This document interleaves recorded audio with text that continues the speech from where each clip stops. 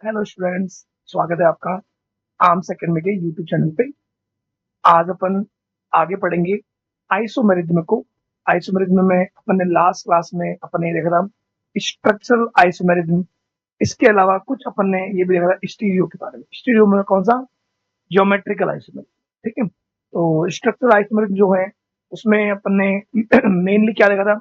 तो structural isomerism में अपन ने मेनली ये देखा था कि अगर मान लो किसी में भी आयन में चेंज हो,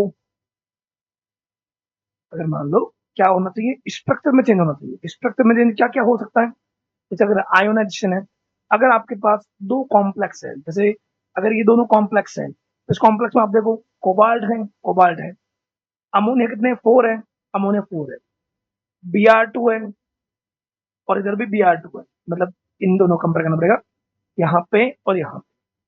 यहाँ ब्रैकेट के बाहर कौन है? सल्फेट है। यहाँ ब्रैकेट के बाहर कौन है? Br है। जो ब्रैकेट के बाहर होगा वो क्या होगा? आयोनाइज। तो यहाँ पे आयोनाइज कौन हो रहा है? यहाँ पे आयोनाइज हो रहा है, यहाँ पे अपने आयोनाइज कौन हो रहा है? Br-। और यहाँ आयोनाइज कौन हो रहा है? सल्फेट। बाकी अगर अपन देखेंगे दोनों में क्या है?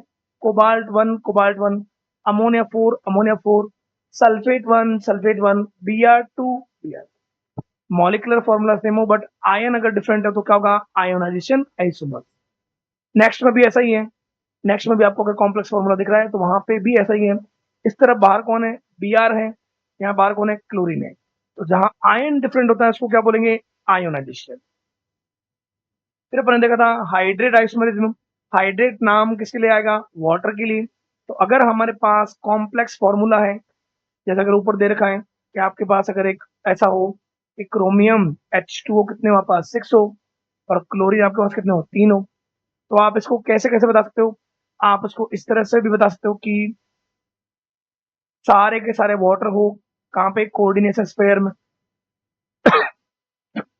या वाटर के 5 मॉलिक्यूल तो हो कोऑर्डिनेशन स्फीयर में, एक हो क्लोरीन और एक वाटर का मॉलिक्यूल कहाँ हो? बाहर हो। तो यहाँ हम बोल सकते हैं कि दोनों का फॉर्मूला जो है chromium 1 water 6 5 and 1 6 chlorine 3 2 and 1 3 molecular formula same है बट कोऑर्डिनेशन स्फीयर में वाटर के अगर मॉलिक्यूल डिफरेंट है तो ऐसे ऐसे कंपाउंड या ऐसे फॉर्म क्या होते हैं? Hydrate isomers. और इस फिनोमेनन को अपन बोलते हैं हाइड्रेट आइसोमेरिज्म। तो हाइड्रेट में अपन को क्या देखना है? वाटर के मॉलिक्यूल डिफरेंट, किसमें? Water molecule inside coordination sphere क्या होंगे? डिफरेंट होंगे। ओके, इसके अलावा अपन देखा लिंकेज आइसोमेरिज्म। तो लिंकेज आइसोमेरिज्म वो शो करते हैं जो होते हैं एम्बिडेंट लिगेंड्स, जिनमें मेनली कौन होता है? Nitro cyanide and thiocyanide. ये अपन सारा पीछे पढ़ चुके हैं, ये आपको बता रहा हूँ कि ये अपन ने पढ़ा था। फिर अपन आगे देखेंगे वापस ज्योमेट्रिकल में। ठीक है, तो इनमें चेंज क्या होगा? इनमें डोनर चेंज हो जाएगा, लोन पेयर देने वाला। जैसे NO2 है, NO2 का एक फॉर्म होता है NO2-, दूसरा होता है ONO। चेंज इतने होता है, एक में डोनर नाइट्रोजन होता है, दूसरे में डोनर कौन होता है? ऑक्सीजन।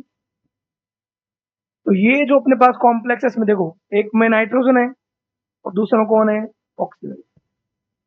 तो अगर डोनर चेंज होगा तो डोनर चेंज हो रहा है तो वो जो लिंक कर रहा है मेटल से वो लिंक अलग है, इसलिए इसको बोलते हैं लिंकेज आइसोमर। तो लिंकेज आइसोमर में कौन शो करता है? Ambidentate ligand. Cyanide, isocyanide, nitro nitrito, thiocyanide, isothiocyanide, ये शो करता है। फिर बात है कोऑर्डिनेशन आइसोमेरिज्म। तो इसमें दो कॉम्प्लेक्स जो है, जैसे कोबाल्ट NH3 6 है और क्रोमियम साइनाइड 6 है। इसमें हमेशा आपको दो दो ब्रैकेट या दो कोऑर्डिनेशन स्फीयर दे रखे होंगे, उसमें से एक होगा कैटायन, दूसरा क्या होगा? एनायन। और इनमें आपस में एक्सचेंज होता है इसके बीच में, लिगेंड्स के बीच में। जैसे इसका एक फॉर्म ये हो गया, इसका दूसरा फॉर्म ये भी हो सकता है। कोबाल्ट NH3 हमने यहाँ पे कितने कर दिए? 6 की जगह 5 कर दो, एक साइनाइड उस तरफ ले जाओ। क्रोमियम साइनाइड आप 5 कर दोगे, एक क्या ले आओ? अमोनिया ले आओ। तो इस बार अगर आप बनाओगे, क्योंकि कोबाल्ट अगर कोऑर्डिनेशन नंबर 6 में, कोबाल्ट अगर कोऑर्डिनेशन नंबर 6 में, उस पर चार्ज आना चाहिए +3। प्लस तभी आएगा जब यहाँ पे आएगा चार्ज +2, इधर भी यहाँ आएगा -2, तो क्रोमियम भी आएगा प्लस। तो ये पूरा कंपाउंड, ये पूरा मिलाकर एक है, ये इसका कैटायनिक है, ये इसका एनायनिक है। इसका कंपेरिजन से करोगे तो आपको देखना होगा कोबाल्ट 1 है, कोबाल्ट 1 है, अमोनिया 6 है, 5 and 1 6 है, साइनाइड 6 है, 5 and 1 6 है। तो मॉलिक्यूलर फॉर्मूला सेम है, बट एक्सचेंज ऑफ लिगेंड के कारण कोऑर्डिनेशन स्फीयर अलग बन रहा है। तो जो डिफरेंट होता है वही तो आइसोमर होता है। तो कोऑर्डिनेशन स्फीयर अलग हो गया, इसलिए इसको बोलते हैं coordination isomer. Next, ligand isomerism. Ligand isomer वो शो करेंगे जो लिगेंड का फॉर्मूला सेम हो, लेकिन उसमें जो भी ग्रुप अटैच है उन ग्रुप की पोजीशन अलग हो। जैसे यहाँ पे ये आया है प्रोपाइलिन डाइएमीन, इसमें एक तो है 1,2 डाइएमीन और एक में 1,3 डाइएमीन। क्या है प्रोपाइलिन? अगर अपन यहाँ पे NH2 ऐड करते हैं तो ये 1,2 डाइएमीन है, प्रोपाइलिन 1,2 डाइएमीन। इसी एमीन को अगर मैं वहां रख दूं तो ये 1,3 डाइएमीन होगा। जिसमें जो लिगेंड है, लिगेंड के अंदर जो ग्रुप अटैच है उनकी अगर पोजीशन डिफरेंट हो तो वो होते हैं लिगेंड आइसोमर या लिगेंड आइसोमर्स, और फिनोमेनन को बोलते हैं लिगेंड आइसोमर। ओके, इसमें लिखा हुआ है ligand with have two different structure. कोई अगर लिगेंड है उसकी दो स्ट्रक्चर होती है, एक में 1,3 डाई एमिनो, ये 1 2 3 एमिनो यहाँ जोड़ दो, एमिनो यहाँ जोड़ दो, 1,3 हो जाएगा, 2 हो जाएगा।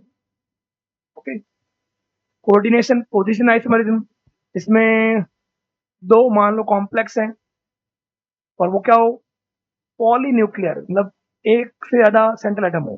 सेंट्रल एटम ये, इनमें लिगेंड ही क्या कर ले, आपस में एक्सचेंज कर ले, पोजीशन चेंज कर ले। जैसे यहाँ पे आप देखो क्लोरीन है और ट्राइफिनाइल फॉस्फेट है, इधर क्लोरीन है, ट्राइफिनाइल फॉस्फेट है, लेकिन अगर ये ट्राइफिनाइल फॉस्फेट ने उस तरफ चला गया, नेक्स्ट वाला देखो ये दोनों इस तरफ आ गए, दोनों क्लोरीन इस तरफ आ गए। तो it is represent by polynuclear complex due to interchange of ligand. इसमें भी लिगेंड का ही एक्सचेंज होता है कोऑर्डिनेशन स्फीयर के अंदर, और जनरली ये उनमें मिलता है जिसमें सेंट्रल मेटल एक से ज्यादा हो। तो यहाँ पे सेंट्रल मेटल कितने, 1 और 2। ओके, फिर अपन ने देखा स्टीरियो आइसोमेरिज्म। स्टीरियो आइसोमेरिज्म बोलो या 3 डायमेंशनल आइसोमेरिज्म, जिसमें ऐसा हो कि जो भी, जैसे अपन ऑर्गेनिक में अगर मेनली पढ़े, सिस और ट्रांस आपने पढ़ा है, तो जो भी ग्रुप अटैच है उनकी पोजीशन में चेंज नहीं आता, ना ही उनमें कोई फंक्शन ग्रुप में चेंज आता है। जैसे यहाँ पे मान लो ये एल्कीन है, तो अगर आप देखोगे ये मान लो मैंने ऐड किया और इसी में मैंने क्या कर दिया,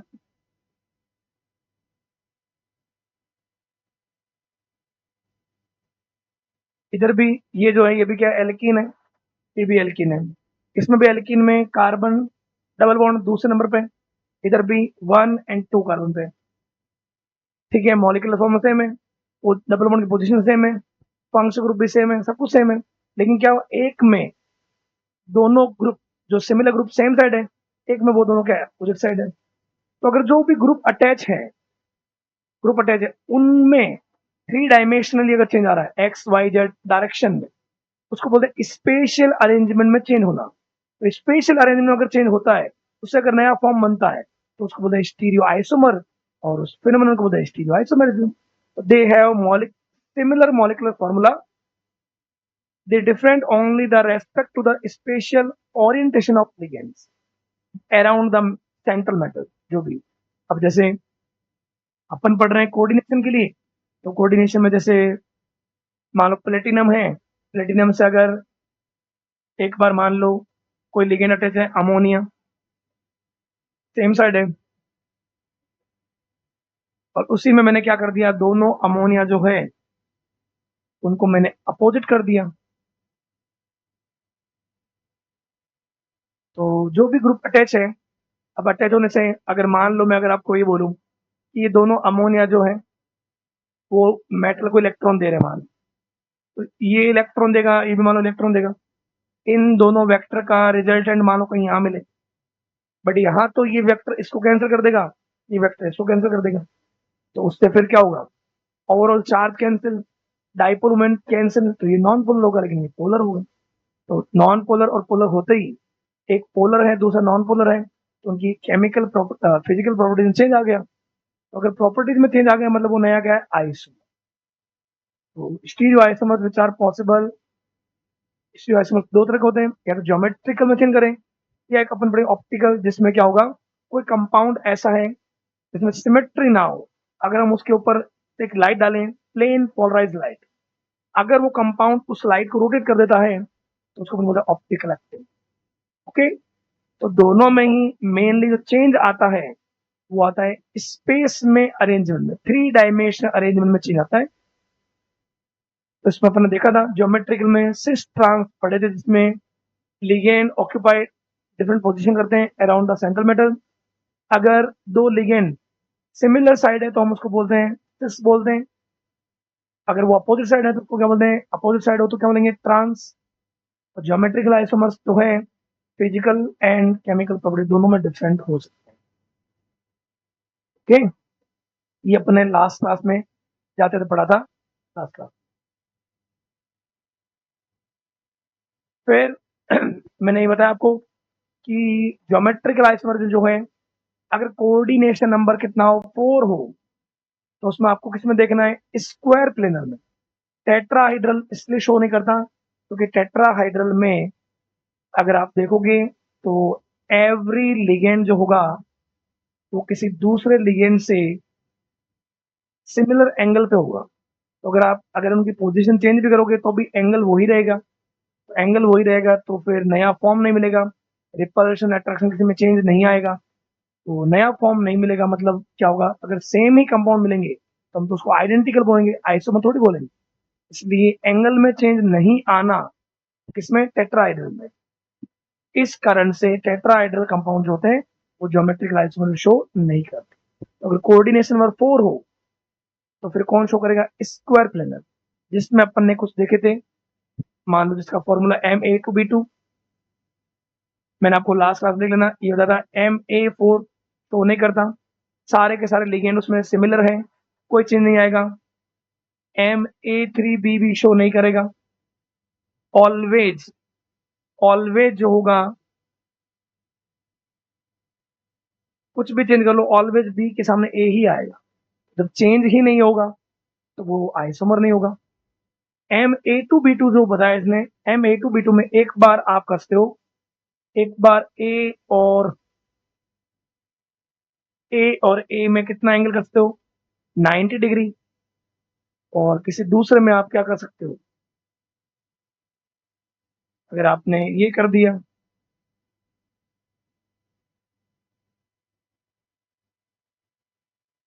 ए और ए में 180, तो ट्रांस बोलेंगे इसको। तो इसके कितने बन सकते हैं, 2 आइसोमर, 2 ज्योमेट्रिकल आइसोमर। ओके, तो ये अपन ने कुछ एक देखा था। फिर अपन देखना Ma2B, इसके भी 2 ही बनते हैं, सिमिलर वही बात है। एम ए और ए को रख दो 90 डिग्री पे, B, C। तो दूसरा फॉर्म है, उसको ए और ए को रख दो 180 पे, तो एक बार सिस वाला हो जाएगा, एक बार ट्रांस वाला हो जाएगा। नेक्स्ट, फिर अपन ने देखे थे complex with general formula MABCD, इसमें 3 बनते हैं। एम चारों लिगेंड, अगर ये ध्यान रखना, अगर स्मॉल लेटर में लिखा हुआ है मतलब वो है मोनोडेंटेड लिगेंड, एक में ये हो गया। तो अगर आपको ये देखना हो कि वो नया है कि सिमिलर है, तो आप तो इनके पेयर बना दो। ए के सामने कौन है, सी है, बी के सामने कौन है, डी। अगर एक पेयर भी डिफरेंट हो गया तो मतलब वो नया आइसोमर। अगर मैंने इन दोनों को चेंज किया तो ये बी यहाँ आ गया, सी, ए और डी। इस बार ए के सामने कौन आ रहा, बी आ रहा है, वहां ए के सामने कौन आ रहा, सी आ रहा था, वहां डी के सामने बी आ रहा था, यहाँ डी के सामने क्या रहा है, सी आ रहा है। अगर इनको अपन चेंज कर दे तो बी, डी, ए और सी। इस बार ए के सामने कौन आ रहा है, डी आ रहा है, और बी के सामने कौन आ रहा है, सी आ रहा है। तो ये 3 फॉर्म बनते हैं MABCD।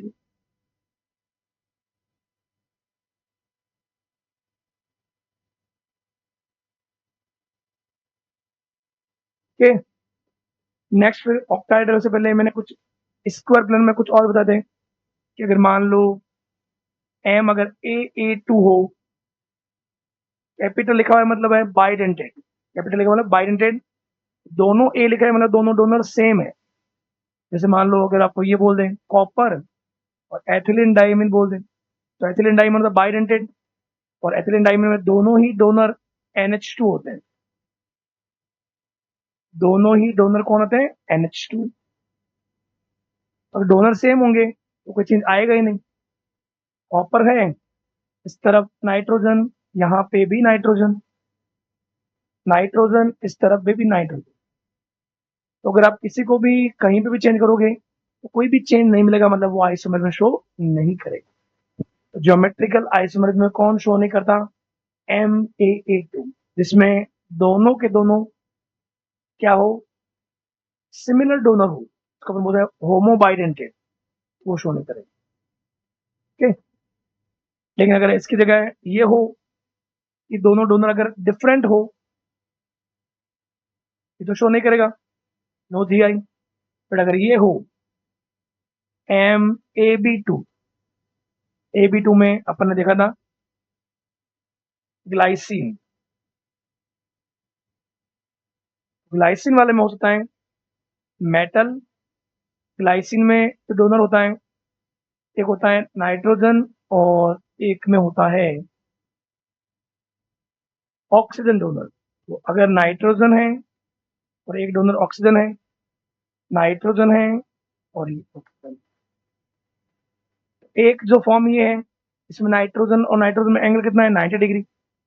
अगर आप इनको उल्टा कर दोगे, नाइट्रोजन को यहाँ ले आओगे तो नाइट्रोजन और नाइट्रोजन में हो जाएगा 180, इसको अपन बोलेंगे ट्रांस। तो ये जो फॉर्म है ये दो बना था।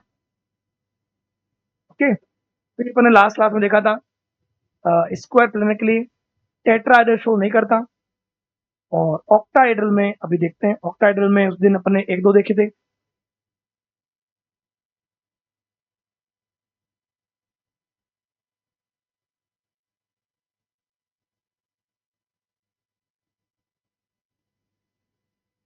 अगर अपन ऑक्टाहेड्रल की बात करें, मेटल अगर सारे के सारे ए ही हो जाए, ऑक्टाहेड्रल को अपन ये भी बोलते हैं, क्या बोलेंगे, square pyramidal and bi pyramidal. अब अगर मेटल से सारे के सारे लिगेंड एक जैसे ही हैं तो इसका रिपल्सन इसके लिए सिमिलर, जो भी रिपल्सन है इसके लिए। अब अगर किसी को उठाकर कहीं पे भी रख देंगे तो अपने को जो भी रिपल्सन अट्रैक्शन है वो सिमिलर मिलेगा, उसे फिजिकल प्रॉपर्टीज भी सिमिलर मिलेगी, तो नया फॉर्म नहीं मिलेगा। तो अपन ये बोल सकते हैं MA6 तो सर शो नहीं करेगी। यही बात किसमें होगी, MA5B में भी, क्योंकि बी तो एक है, बाकी सारे बी के सामने सारे क्या होंगे, ए आएंगे। ये मेटल है, ए ए, यहाँ पे भी ए ए और बी। अब आप किसी को भी कहीं चेंज कर लो, आपको जो पेयर मिलेंगे, पेयर जो मिलेंगे, जैसे ए के सामने कौन है, ए है, ऊपर वाले ए के सामने कौन है, ए है, और यहाँ वाले ए के सामने कौन है, बी। अगर आपको इन तीन पेयर के अलावा कोई पेयर मिल जाए तो मतलब वो शो कर सकता है। बहुत सारे साइंटिस्ट ने निकाल के देखा है तो उनको नहीं मिला, ऑलवेज यही पेयर मिले तीन, जस्ट अपोजिट वाले। तो ये भी ज्योमेट्रिकल आइसोमरिज्म शो नहीं। ओके। MA6 भी नहीं करता, MA5B भी नहीं करता।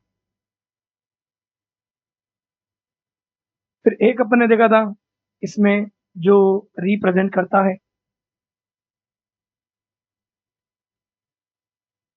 कौन सा, ये वाला MA4B2।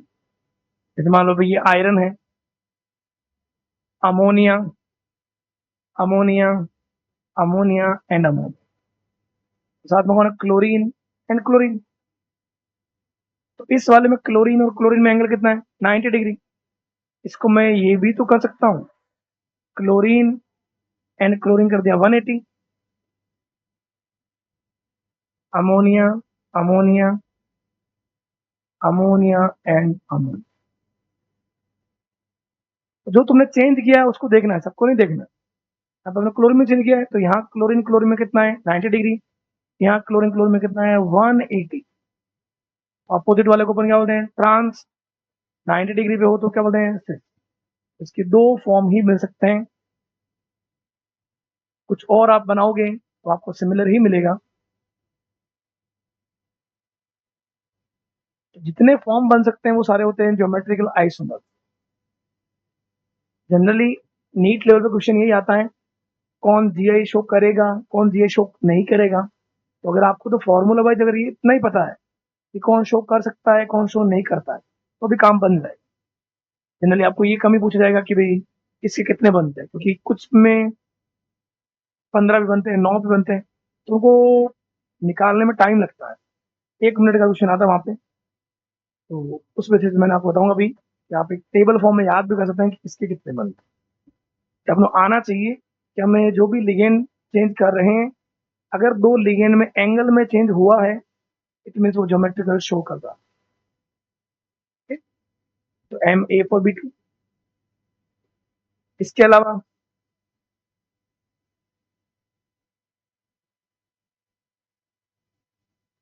एक ये भी फॉर्म होता है A4 में ही आपका सर B, C,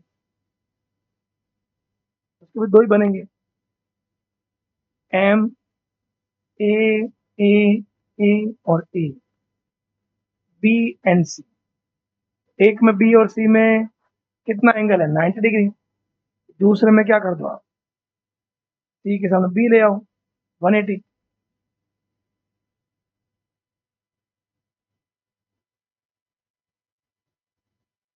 कुछ और भी अगर आप चेंज करोगे तो आपको सिमिलर ही मिलेगा। तो यहाँ पे पेयर क्या मिल गया, यहाँ देखो यहाँ A के सामने आपको मिला B, AB, यहाँ आपको A के सामने क्या मिला C, और यहाँ A के सामने क्या मिला A। तो ये अपने 3 पेयर मिले। अब यहाँ आप देखोगे A के सामने क्या मिला A, A के सामने क्या मिला A, B के सामने क्या मिला C। देखो कहीं वहां पे कहीं पे B के वहां क्या है AC है, B के सामने C नहीं है, यहाँ B के सामने C है। तो यहाँ पे A वाले भी दो है, उधर A वाला कितना एक। तो नया फॉर्म मिल गया, मतलब ये दोनों क्या होंगे आइसोमर होंगे। इसमें बी और सी में 90 डिग्री का है तो सुसिस बोल दो, यहाँ पर बी और सी में 180 है तो ट्रांस। A3B3 दो फॉर्म आते हैं, फेशियल बोलते हैं। फेशियल थोड़ा सिस टाइप बोलते हो अगर आपको अरेंजमेंट इस तरह से मिले, ये आपको अगर अरेंजमेंट मिलता है इस टाइप में तो इसको अपने बोलना है क्या बोलना है फेशियल। और एक होता है मेरिडोनियल, वो ऐसा आपको मिलेगा। एक को यहाँ रख दो तो सारे बी जो है वो सारे बी प्लेन में, तो बोलते हैं मेरिडोनियल। ठीक है, एक तरह से अपन ऐसे बोल सकते हैं यहाँ पे देखो इस बी का इस बी के साथ में भी क्या है 90 डिग्री, तो ये बी जो है वो जो क्या इन द प्लेन है, और ये जो है ये प्लेन में है, एक प्लेन में है और एक नीचे की तरफ है, तो एंगल कितना 90 डिग्री है, तो 90 डिग्री वाला क्या सिर्फ होता है। लेकिन यहाँ बी और बी में ये एंगल कितना आ गया 1। तो ट्रांस जैसा है वो रहेगा मेरिडोनियल, और जो सिस जैसा है वो कौन सा होगा स्पेशल। इसके भी दो ही जीआई बनते हैं, 2 GI।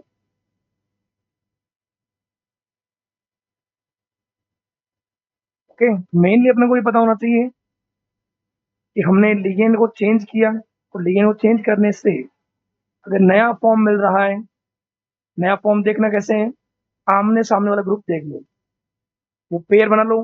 पेयर अगर एक भी पेयर चेंज आता है मतलब वो नया ज्योमेट्रिकल आइसोमर है। कुछ मैं आपको बता देता हूँ, कुछ लिख भी लेना, आप नोट कर लेना इसके कितने बनते हैं। तो अगर डायरेक्ट आपको पता है कि इसके इतने बनते हैं मतलब ये जीआई शो करेगा, और उसमें टाइम लगता है, आप बनाओगे तो ट्राई भी कर लेना जब भी आपके पास समय हो। जैसे अगर आपके पास MA3B2C, आपने M A3B3 देखा था, उसमें 2 बन रहे थे। A3B2C हो तो इसके GI जो बनेंगे वो बनेंगे आपके पास। होमवर्क है आपके लिए, देखना बना के सच में बन रहा है। एक होगा MA3B, C, D, इसके आपको मिलेंगे 4। एक आपको मिलेगा M82, बिट्टू बिट्टू एंड सिट्टू, इसके आपको मिलेंगे 5।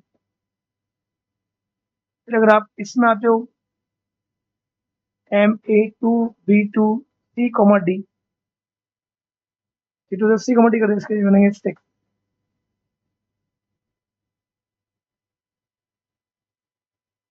फिर आप अगर इसमें आते हो A2B,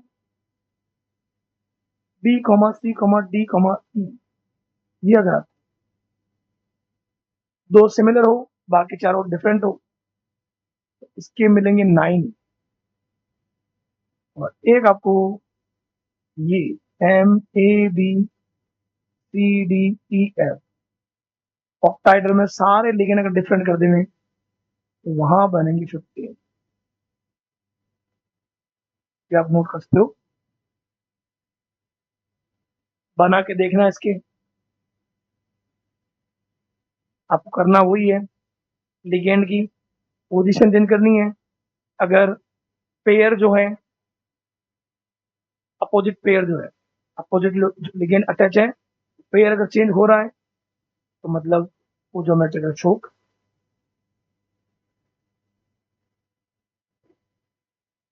तो अपने को कम से कम ऑक्टाइडल में इतने तो ध्यान रखने ही है। MA6 सारे के सारे लिगेंड सेम हो, शो नहीं करेगा। MA5B भी शो नहीं करेगा। MA4B2 दो बनते हैं, सिस और ट्रांस। A4B, C 2 बनेंगे।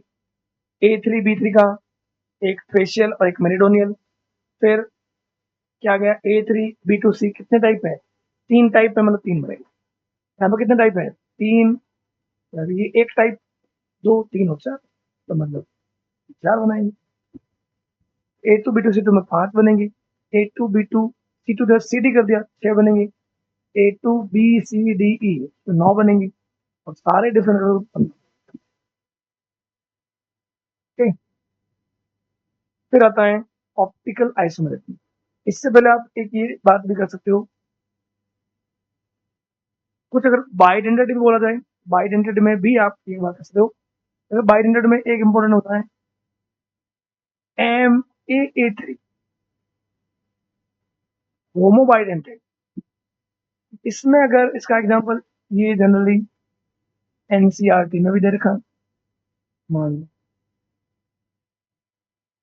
तो आप खुद ही सोचो, इसका अगर मान लो बनाएंगे, मेटल एथिलीन डाइमीन, ऑक्टाइडल में, ऑक्टाइडल में पोजीशन कितनी होती है, 6 होती है। एथिलीन डाइमीन का, एथिलीन डाइमीन का NH2 CH2 CH2 NH2, NH2 CH2 CH2 NH2, NH2 CH2 CH2। अब सारे ही सिमिलर है ग्रुप, तो आप क्या चेंज कर लोगे, इसको उठा के यहाँ रखोगे तो भी सामने नाइट्रोजन ही आएगा, तो कुछ भी अलग नहीं आएगा, कुछ भी। उसमें लिख देना नो ज्योमेट्रिकल आइसोमर, कोई भी चेंज नहीं आएगा, नो ज्योमेट्रिकल आइसोमर। आराम से देख सकते हो आप MAA3 को।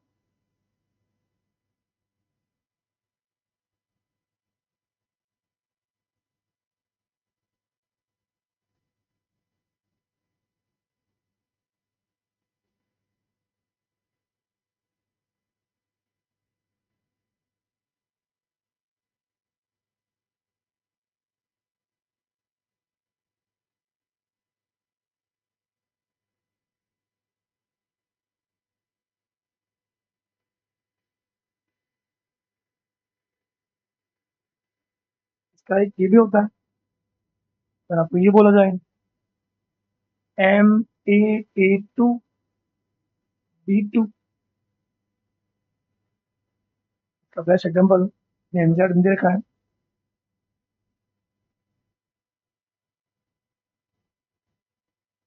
IUP is named dichlorido, bis ethylene diamine, cobalt third ion. तो इसमें ये हो सकता है क्या, अगर हम इसको ऐसे अरेंज करें, ये जो ए है मतलब एथिलीन डाइमीन का NH2 NH2 CH2 CH2 NH2 NH2 CH2 CH2 NH2। तो ये जो बी है, बी को एक बार रख दो आप ऐसे 90 डिग्री पे, इसका एक फॉर्म में भी तो बन सकता है। तो हमने बी को रख दिया आउट द प्लेन, बी को रख दिया इन द प्लेन, और जो बाइडेंटेड है एथिलीन डाइमीन का ये जो ए है, ए और ए को प्लेन में, ए और ए को दोनों, जब बी और बी में 180 होगा तो क्या बोलेंगे इसको, ट्रांस को क्या बोलेंगे, कितने बने 2GI।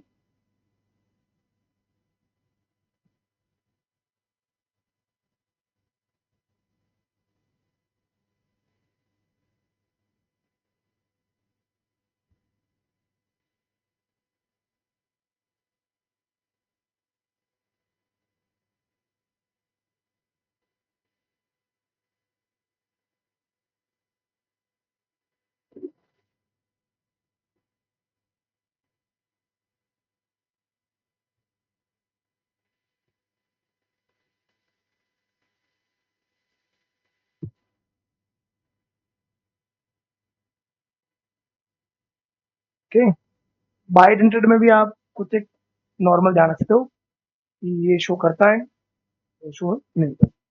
ओके,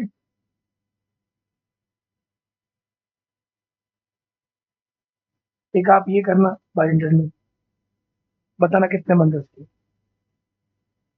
MAB3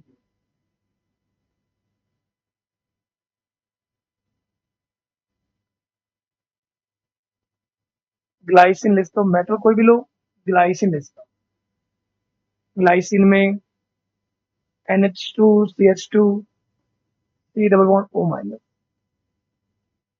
डोनर एक जगह नाइट्रोजन होता है, एक जगह होता है ऑक्सीजन, डोनर अलग अलग होता है, तो हम AB लिख रहे हैं, कैपिटल लिख रहे हैं, मतलब बाइडेंटेड है। ठीक है, तो इसका आप देखना कि इसके कितने बनते। फिर नेक्स्ट अपन देखते हैं ऑप्टिकल आइसोमर।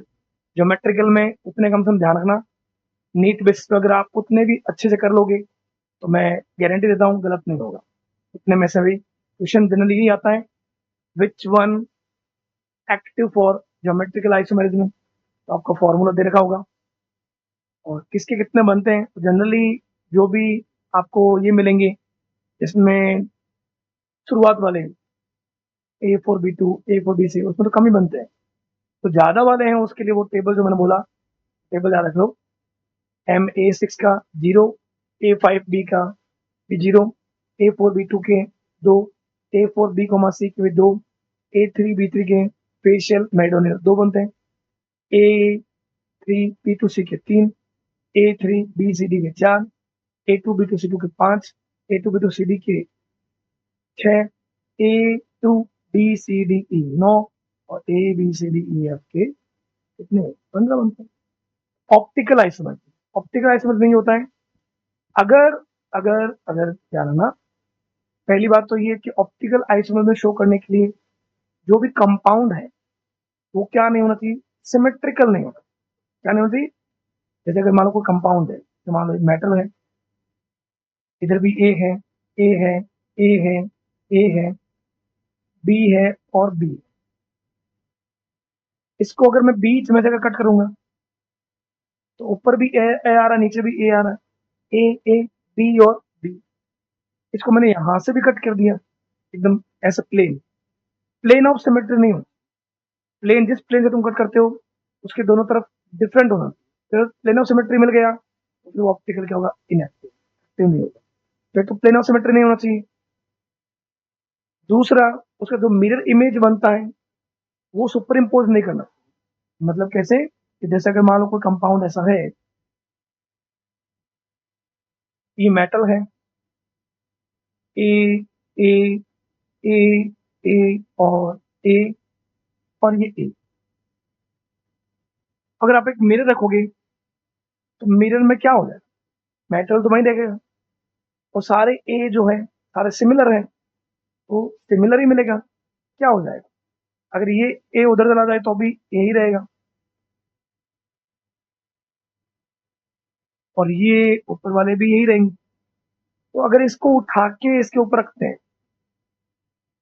ऐसा नहीं करना, जब अंदर हाथ है, ऑर्गेनिक बताया था कि जो अपने हाथ है वो भी कायरल रहते हैं, इसको उठाया इसके ऊपर रखा मैंने, तो देखो दोनों में अंगूठा बाहर है, एकदम पूरा नहीं रख रहा, ऐसा नहीं करना है कि ऐसे कर दिया, जैसा है वैसा ही उठाया और उसके दूसरी जो इमेज है उसके ऊपर रखो। अगर वो एक दूसरे को ढक देते हैं, मतलब सुपर इम्पोज कर गया तो वो ऑप्टिकल इनएक्टिव, अगर ढक नहीं रहा है तो वो क्या, वो ऑप्टिकल एक्टिव हो सकता है, ये कंडीशन, तो उसको बोलते हैं सुपर इम्पोज करना। जैसे जो ऑब्जेक्ट है वही इमेज है, तो सुपर इम्पोज कर जाएंगे, सुपर इम्पोज कर जाएंगे तो वो फिर प्लेन पोलराइज लाइट जो होती है उसको रोटेट नहीं कर पाती। अब बात ये सर प्लेन पोलराइज लाइट क्या होती है, अगर नॉर्मली हम ये बात करें, देखो जैसा अभी मान लो ये रूम है, आप जहां बैठे हो वो भी रूम हो सकता है, तो मान लो सनलाइट आ रही हो, ट्यूब लाइट आ रही हो, जो भी आ रही हो मान लो, तो अगर एक लाइट है, लाइट की मल्टी डायरेक्शन है मान लो, बहुत सारी डायरेक्शन है, एवरी डायरेक्शन में मान लो, हम उसको बोल सकते हैं क्या, मोनोक्रोमेटिक जो लाइट है, मोनोक्रोमेटिक लाइट, मोनोक्रोमेटिक लाइट, एक ही कलर की लाइट, सनलाइट आ रही है तो उसके बहुत सारे प्लेन है, वो एवरी प्लेन में, अगर हम इस लाइट को एक प्रिज्म से निकालें, निकोल प्रिज्म,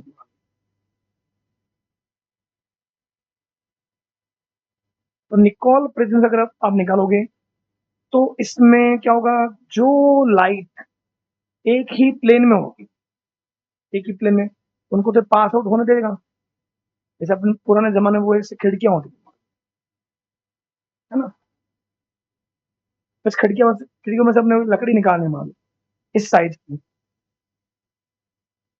मान लो जो भी अगर ऐसे पड़ी होगी वो तो निकल जाएगी, लेकिन जो अगर इस तरह से होगी वो तो नहीं निकल पाएगी। तो वही बात यहाँ पे है कि जिनका भी प्लेन इस प्रिज्म के अकॉर्डिंग होगा वो तो पास आउट हो जाएगी, पास आउट होने के बाद में सारी जो लाइट होगी वो एक ही प्लेन में होगी, उसको अपन बोलते हैं प्लेन पोलराइज्ड लाइट। ऐसा बोल सकते हो कि मल्टी डायरेक्शनल जो लाइट है उसको एक सिंगल प्लेन में अगर कन्वर्ट कर रहा है प्रिज्म, तो जो लाइट मिलती है उसको बोलते हैं प्लेन पोलराइज्ड लाइट। और अगर ये प्लेन पोलराइज्ड लाइट जो है पीपीएल, इसको अगर हम कोई भी ऐसा कंपाउंड, कोई भी कोऑर्डिनेशन कंपाउंड, कोऑर्डिनेशन कंपाउंड से निकालें, कोऑर्डिनेशन कंपाउंड से होकर गुजारे, ये कंपाउंड प्लेन ऑफ सिमेट्री नहीं होनी चाहिए, ये अपने मिरर इमेज को सुपर इम्पोज नहीं करना चाहिए। अगर ये लाइट हम गुजारें, अगर ये लाइट मान लो एंटी क्लॉकवाइज या क्लॉकवाइज रोटेट होती है तो हम बोल देंगे कि ये कंपाउंड क्या है, ऑप्टिकल है।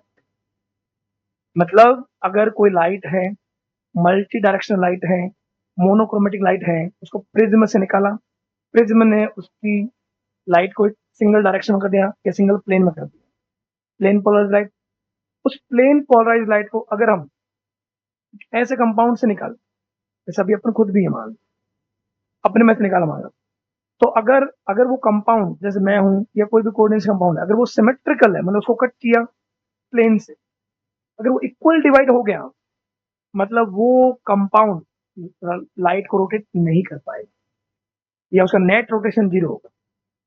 लेकिन अगर वो उसको रोटेट कर देता है क्लॉकवाइज या एंटी क्लॉकवाइज, तो क्लॉकवाइज करता है उसको बोलते हैं डेक्स्ट्रो रोटेटरी, और एंटी क्लॉकवाइज करता है उसको बोलते हैं लीवो रोटेटरी। तो ये अपन बोल सकते हैं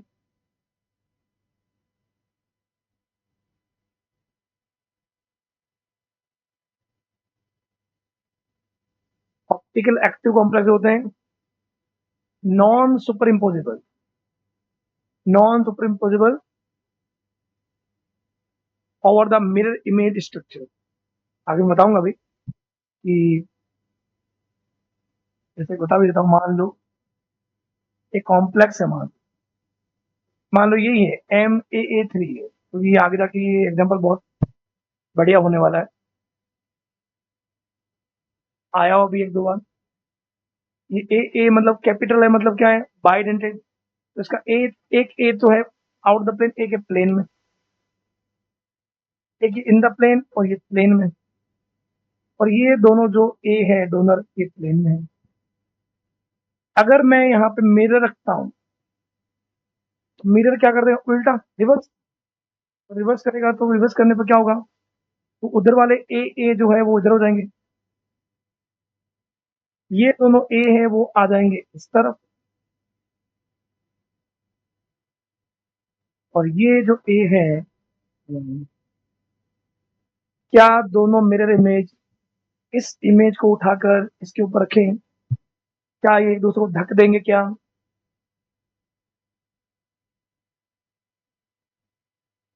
नहीं ढक पाएंगे, क्योंकि इसमें ए है राइट साइड, इसमें किस साइड है लेफ्ट साइड। इसीलिए बोला कि non super imposable, super impose नहीं करना चाहिए, ढकना नहीं चाहिए।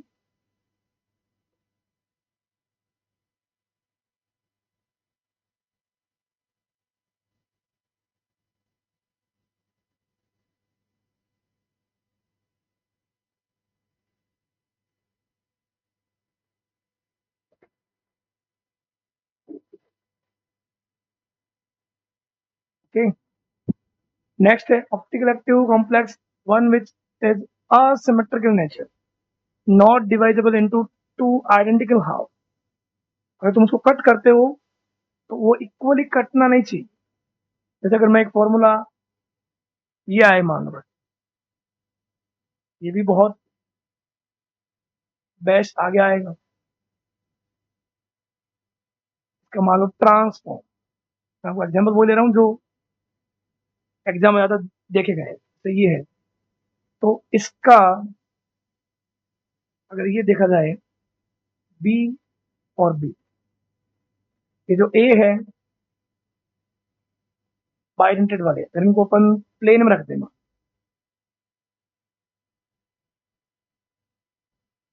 तो आप यहाँ पे ये देखोगे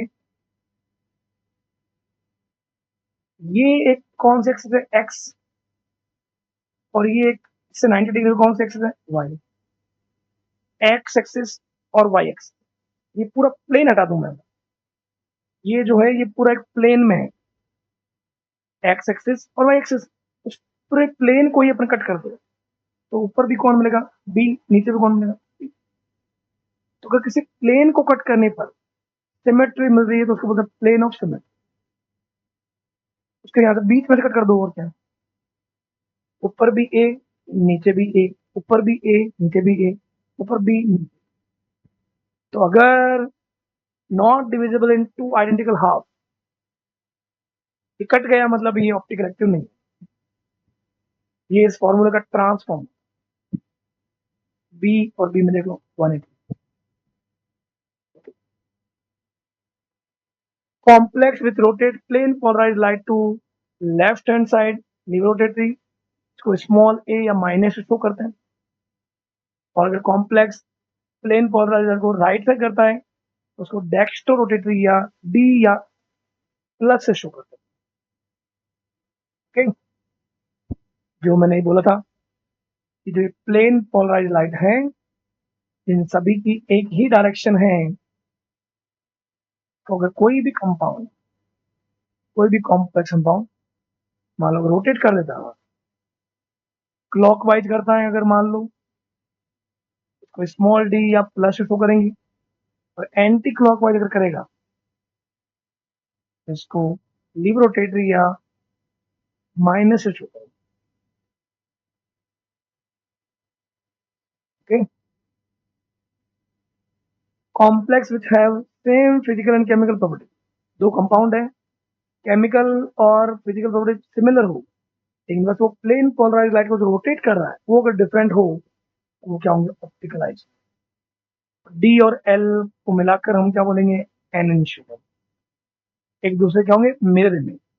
एक डी घुमा रहा है, एक डेक्स्ट्रो रोटेट घुमा रहा है, उसका जो इमेज होगा वो जस्ट उल्टा होगा, तो वो क्या होगा, एंटी क्लॉकवाइज, वो लीवर रोटेट होगा। ठीक, इसके बाद ओनली दो सिक्स कोऑर्डिनेट कॉम्प्लेक्स, मतलब जो कॉम्प्लेक्स ऐसा है जिसमें मान लो सिक्स बॉन्ड बन रहा है लिगेंड के साथ मेटल का, और चिलेटिंग है, मान लो चिलेट मतलब bidentate exhibit optical isomerism. This is due to the absence of element of symmetry. अगर मान लो जैसे कॉम्प्लेक्स है, मेटल है, बाइडेंटेड है, मान लो ये आ गया बाइडेंटेड में एथिलीन डाई में, उसमें सिमेट्री नहीं आएगी। अगर हम इसको देखेंगे, मेटल एथिलीन डाई में का ए और ए, और ये दोनों ए है, अगर इसके आप यहाँ पे मिरर रखोगे, मिरर में तो ये रिवर्स हो जाएगा, ये दोनों ए आ जाएंगे लेफ्ट साइड, वो दोनों आ जाएंगे राइट साइड। एक तो ये दोनों एक दूसरे को देखो सुपर इम्पोज नहीं करेंगे,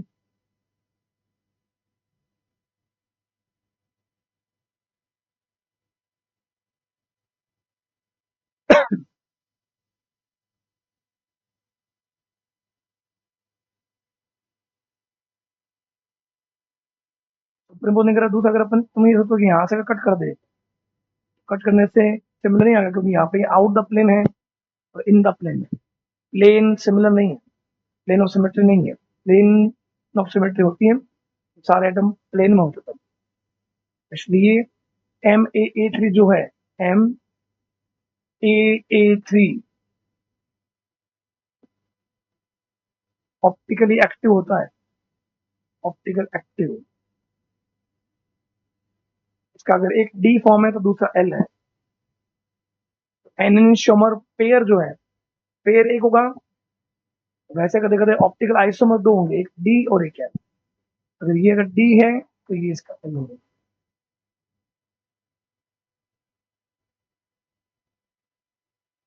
बाइडेंटेड है, और देख लो ये बाइडेंटेड ने यहाँ पे ये रिंग बनाई है, रिंग बनाते हैं उसको बोलते हैं चिलेट लिगेंड। तो चिलेट लिगेंड, और बता रहा है वो कि एब्सेंस ऑफ सिमेट्री, सिमेट्री नहीं होती।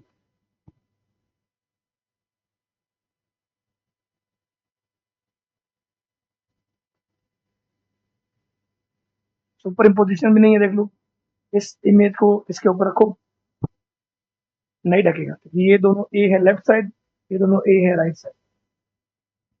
जो दोनों इमेज एक दूसरे को सुपर इम्पोज नहीं कर रही हो, ढक नहीं रही हो, वो ऑप्टिकल आइसोमर्स हो सकते हैं, मतलब वो कंपाउंड प्लेन पोलराइज्ड लाइट को रोटेट कर सकते हैं। ऑप्टिकल आइसोमर्स में not found in square planar complex. Square planar complex में सारे एटम स्क्वायर प्लेनर में सभी का जो प्लेन है वो सेम है, तो प्लेन ऑफ सिमेट्री मिलेगी, पूरा प्लेन ही कट कर दो, प्लेन ऑफ सिमेट्री मिलेगी, प्लेन ऑफ सिमेट्री मिलेगी, मतलब ऑप्टिकल एक्टिव नहीं होगा। प्लेन ऑफ सिमेट्री नहीं होनी चाहिए, दो इमेज एक दूसरे सुपर इम्पोज नहीं होनी चाहिए। ओके, तो ये दो तो मेन कैरेक्टर है किसी भी कंपाउंड का, ऑप्टिकल एक्टिव होना या नहीं होना। A2 B2 C2, जैसे ये A2 B2 C2 है, इसमें अगर आप देखोगे खुद को समझाना चाहोगे तो देखो, ये ए है, ये ए है, बी है, बी है, सी है और सी। अगर आप इसको देखोगे, देखो कैसे कैसे अपन इसको कट कर सकते हैं। एक तो कैसे कट करें, मान लो मैंने ये प्लेन ऐसे रखा, ऐसे, इस प्लेन के अकॉर्डिंग, इसके अकॉर्डिंग ऐसे कट किया, तो यहाँ ए के सामने कौन आ रहा है, सी आ रहा है, बी के सामने कौन आ रहा है, सी आ रहा है। तो जहां से तुम कट कर रहे हो, यहाँ से कट किया, अगर जस्ट सामने वाला, दोनों जो हाफ है वो अगर सिमिलर होंगे तब प्लेन ऑफ सिमेट्री होगी। यहां से कट करोगे तो यहाँ सी के सामने सी आ रहा है, बट यहाँ ए के सामने बी आ रहा है। अब तुम करो सर, हम तो ऐसे कट करेंगे, ऐसे, यहाँ ये मान लो एक्स एक्सिस से, ये एक्स एक्सिस, और ये बाहर कौन आ गई, जेड। प्लेन में हमेशा कितनी एक्सिस कटती है, दो, ये जेड माइनस जेड, और ये कौन सा हो गया, एक्स एक्सिस, और जेड से जो प्लेन बना था वो कट किया, तो डिफरेंट कौन हो जाएंगे, इस सी के सामने कौन आना, बी। सेम ऐसे अगर मैं यहां से कट करूंगा, यहां से, तो ये दोनों कटेंगे, और एक जेड एक्सिस बाहर वाली और अंदर वाली माइनस। तो अगर इसको कट करोगे अगर आप, तो फिर इस ए के सामने कौन है, सी आर। जिस भी प्लेन से अगर आप कट कर रहे हो, सिमेट्री नहीं मिल रही, सिमेट्री नहीं मिल रही, इसका मतलब ये ऑप्टिकल एक्टिव होगा, ऑप्टिकल एक्टिव कंपाउंड। इसका ये जो फॉर्म है, ये optical active, A two B two C. Um, A के पास ए रख दो, बी के पास बी रख दो 90 डिग्री पे, सी के पास सी रख दो, किधर से भी कट कर लो, प्लेन ऑफ सिमेट्री नहीं मिलेगी, प्लेन ऑफ सिमेट्री नहीं मिलेगी, मतलब ऑप्टिकल एक्टिव।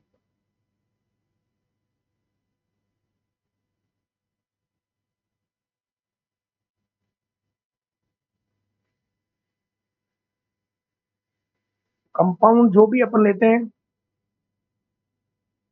वो सिमेट्रिकल नहीं होना चाहिए। इसको अगर आप देख लो, यहां से कट करो, ऊपर ए ए सी है, नीचे बी बी सी है, ऐसे कट करो, ए के सामने सी है, बी के सामने सी, और ऐसे कट करोगे, बी के सामने सी आ रहा है, ऐसे कट करोगे तो ए के सामने सी आ रहा है। तो सिमेट्री नहीं है, सिमेट्री नहीं है मतलब ये optical active. A B C D E F, इसमें मैंने बोला था 15 बनते हैं जी आई,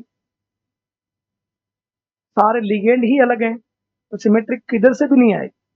तो 15 जी आई जो है, 15 की 15 ऑप्टिकल एक्टिव होंगे, और सब में एक टी बनेगा डेक्स्ट्रो रोटेटरी, एक उसका इमेज क्या बनेगा, लीवर रोटेटरी।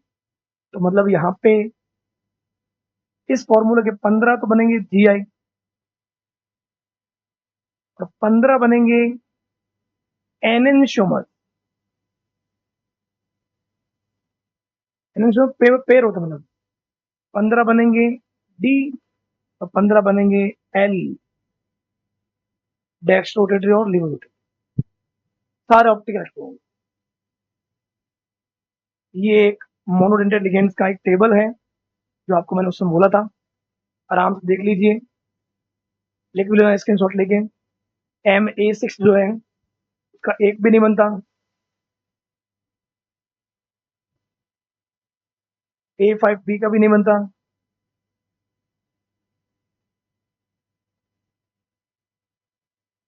A4B2 जो है उसके दो बनते हैं, A4B2 में दो बनते हैं, पर पीछे पड़ा हुआ है A4B2 में एक्सिस और एक ट्रांस, दो बनेंगे। स्टीरियो आइसोमर्स क्या होते हैं, Gi प्लस OI, तो इसमें OI बनता ही नहीं है, सिमेट्री आ जाएगी। तो Gi स्टीरियो आइसोमर्स भी दो ही है, और Gi भी दो ही है। MA4B2 के भी दो ही बनेंगे। A3B3 फेशियल और मेरिडोनियल दो बनेंगे। A3B2 के तीन बनते हैं, A3B3 के चार बनते हैं, 4 और 5, 5 मतलब स्टीरियो आइसोमर कितने, 4 हो गए जीआई, और उन 4 में से एक जो होगा वो ऑप्टिकल एक्टिव बनेगा इसलिए। ठीक है, टोटल 4 है, 4 में से इनएक्टिव, इनएक्टिव 3 है, तो एक क्या हो गया एक्टिव।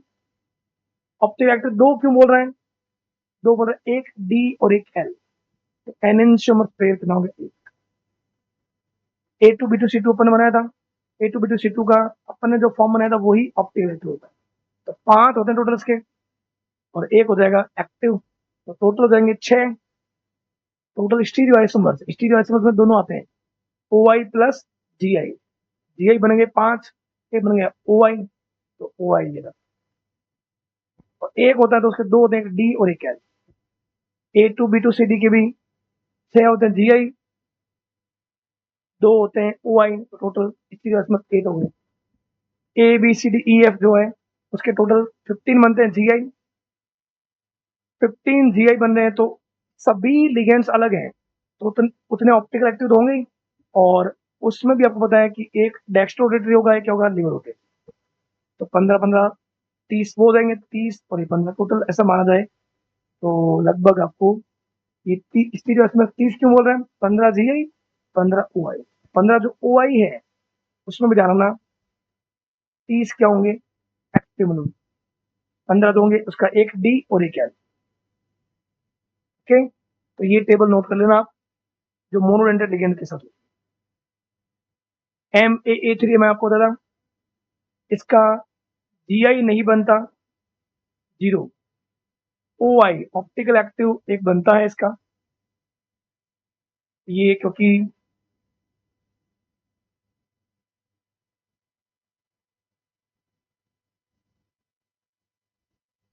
सुपर इम्पोज नहीं करते हैं इसके मिरर इमेज, जो भी इसका मिरर इमेज होगा सुपर इम्पोज नहीं करेगा, और सुपर इम्पोज जो नहीं करेंगे वो प्लेन पोलराइज लाइट को रोटेट कर सकता है, जो भी रोटेट कर सकता है वो क्या होगा ऑप्टिकल एक्टिव। तो इसका OI बनता है लेकिन GI नहीं मिलेगा, ये वो है सिमेट्रिकल बाइडेंटेड लिगेंड। एक ये जो होता है एथिलीन डाइमीन वाले, इसका जो सिस फॉर्म होता है, सिस फॉर्म कोबाल्ट,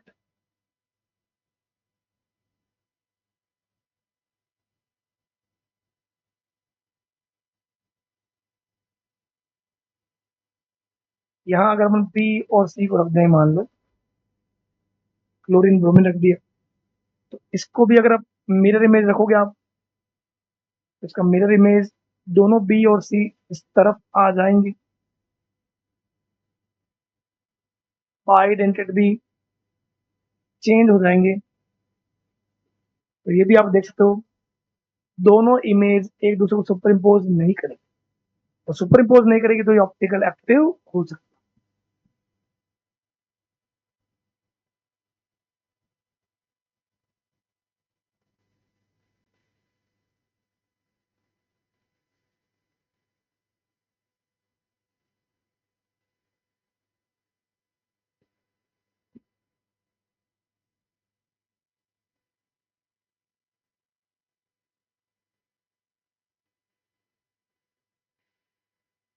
ओके, तो ये था ऑप्टिकल आइसोमेरिज्म में, अपने को ये ध्यान रखना है सिमेट्री नहीं होनी चाहिए, प्लेन ऑफ सिमेट्री, और मिरर इमेज एक दूसरे को सुपर इम्पोज नहीं करनी चाहिए।